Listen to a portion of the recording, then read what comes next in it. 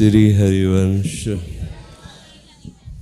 वैसे तो अपने लिए नयो नेह नवरंग नयो रस नवल श्याम वृषभानु किशोरी, प्रतिपल नया, प्रतिक्षण नया, नया आनंद दाता और नया नया भाव से आनंद का उपभोग करने वाले उपासक जन।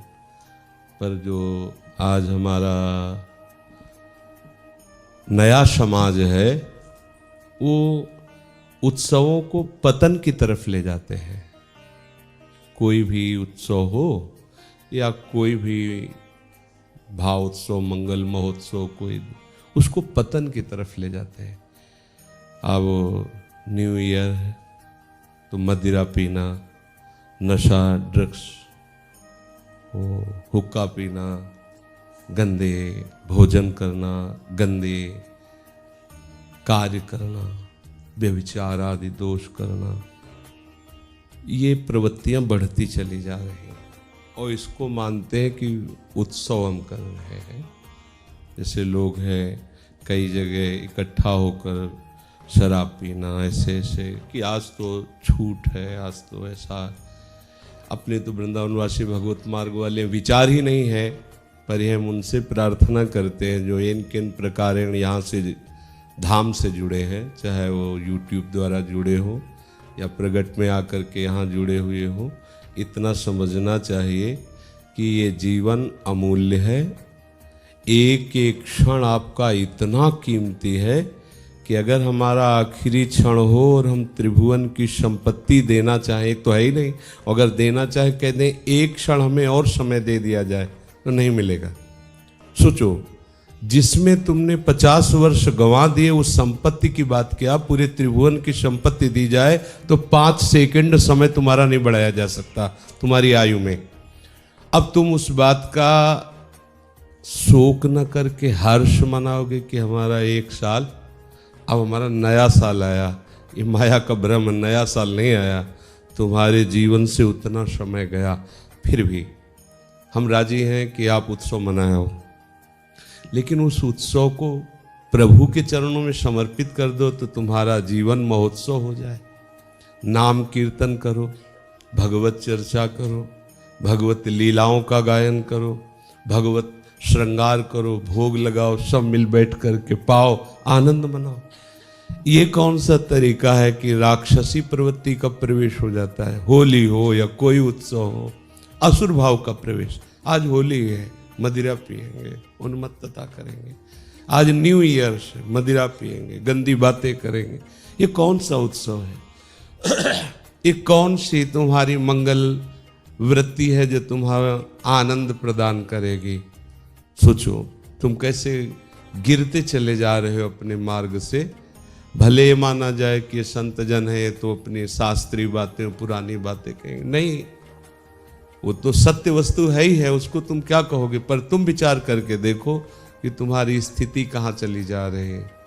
यदि ऐसे गंदे आचरणों को आप उत्सव मनाते हो तो आग लगे ऐसे उत्सव में जो तुम्हारे जीवन को बर्बाद कर रहे हैं। आग लगे ऐसी मित्रता में, फ्रेंड पने में जो तुम्हारा नाश कर रहे हैं। इसलिए अपने तो ये सब वृंदावनवासी हैं, ये तो भगवद उपासी हैं, तो संभावना ही नहीं, स्वप्न में भी संभावना नहीं। पर ये विचार हमारे उनके लिए हैं जो हमारे ही परिवार के हैं, हमारे ही प्रभु स्वरूप हैं। ये संपूर्ण विश्व ब्रह्मांड हमारा घर है, सब हमारे ही परिकर के हैं।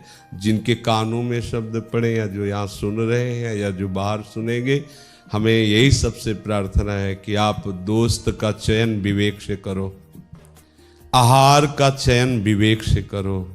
आप कोई भी उत्सव विवेक से मनाओ, अज्ञान से नहीं, अभिमान से नहीं, वासना से नहीं, उन्मत्तता से नहीं। नहीं तो चूक कर बैठेंगे, एक चूक पूरे जीवन को बर्बाद कर देगी। अभी आपको नहीं दिखाई देता, एक चूक आपके अनंत जन्मों की जो बनी बनाई वृत्ति अब आई थी मनुष्य शरीर और इसमें भगवत प्राप्ति, उसको बर्बाद कर देगी। सावधान रहिए, थोड़ी भी चूक ना होने पावे। हर उत्सव वही महामंगलमय है जिनका नाम संपूर्ण लोकों का मंगल करने वाला है। उन प्रभु का, उन प्रियालाल का नाम कीर्तन किया जाए। देखो इन किन प्रकार कैसे भी राधा नाम निकले, कैसे भी तुम्हारे हृदय से प्रियालाल की भावना जुड़े, तुम्हारा मंगल ही होगा।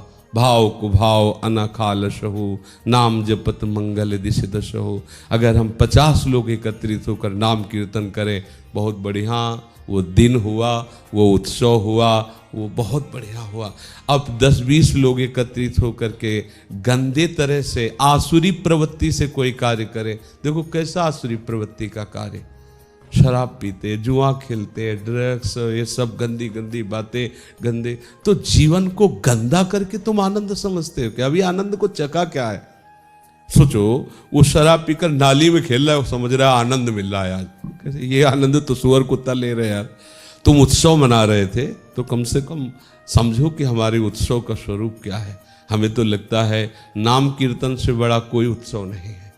यदि 100-200 लोग मिलकर, सब मिलकर खूब जोर से नाम कीर्तन करें तो पूरा वर्ष मंगल में जाएगा। हम कहते किसी बहाने से चलो, संवत्सर के बहाने से, सन के बहाने, किसी बहाने से हमारा तो नाम निकला, नाम समय में कीर्तन हो रहा है, वो समय सार्थक हो रहा है, किसी बहाने से हम रोज ऐसे उत्सव मनाओ, कोई परेशानी नहीं।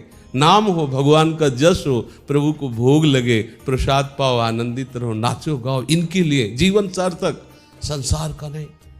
ये बहुत घाटे का सौदा है कि एक एक वर्ष जा रहा है और आप उधर जा रहे हो जिधर कहीं विश्राम नहीं है। न प्रभु का नाम है, न प्रभु का रूप है, न लीला है, न धाम है। इसलिए सब सावधान रहो। कोई भी किसी भी संबंध से अगर हमको दबाव करके गंदी बातें, गंदे खान पान, गंदी क्रियाएं, तो कभी भी वो गृहस्थ हो चाहे कोई, कभी भी उसे ये स्वीकार नहीं करना चाहिए। हमारा मित्र वही है जो हमें सतमार्ग में चलावे। कुपंथ निवारी सुपंथ चलावा, मित्र का लक्षण है। कुपंथ से हटाकर सुपंथ में चलावे। कोई भी गंदे व्यसन, गंदी आदत, गंदी बातें मत करो और अधिक से अधिक नाम जप करो। ये कलिकाल में जय घोष हो रहा है नाम का, वो निश्चित तुम्हारा मंगल कर देगा। एक भी बार राधा बोला है तो पूरे हिसाब में भारी पड़ेगा, यमराज को बहुत भारी पड़ेगा, वो एक हिसाब नहीं कर पाएंगे राधा नाम का। तो हम घाटे में क्यों रहे? इतना बढ़िया महामहिम राधा नाम जो हरि जपते हैं, हम खूब जपें, खूब कीर्तन करें, ये हमारा जन्म लेना सार्थक हो जाएगा। अन्य योनियों में जाने पर हमें कोई भी किसी तरह का सपोर्ट नहीं मिल पाएगा कि हम उस दुख से निकल पाएं। देखो कैसी कैसी योनियाँ हैं, सर्दी में वो काँप रहे हैं, उनके लिए रजाई थोड़ी है, स्वेटर थोड़ी है, अंगीठी थोड़ी, हीटर थोड़ी, गीजर थोड़ी, बीमार है, कष्ट है, घाव है, वहां वैद्य थोड़ी, दवा थोड़ी है, वो ऐसे ही मरना है उनको। अपने को चांस से मिल गया है। आपको सब बातें ऐसी कथा जैसी लगती हैं, चांस से मिल गया है, मनुष्य शरीर है, आप निकल सकते हो, ये बढ़िया अवसर है। गंदे आहार से आपकी बुद्धि भ्रष्ट हो जाएगी, गंदे लोगों के संग से आपकी बुद्धि भ्रष्ट हो जाएगी, गंदे दृश्यों से आपकी बुद्धि भ्रष्ट हो जाएगी, गंदे पेय से आपकी बुद्धि भ्रष्ट हो जाएगी। हमारी बुद्धि प्रकाशित रहे, हमारी बुद्धि प्रभु के चरणों की तरफ बढ़े, नाम रूप गुण लीला धाम का आश्रय ले, ये हमारा जीवन कृतार्थ हो जाएगा। सावधान रहिए, प्रत्येक पल नाम जपते रहिए, नाम कीर्तन करते रहिए। राधा वल्लभ लाल।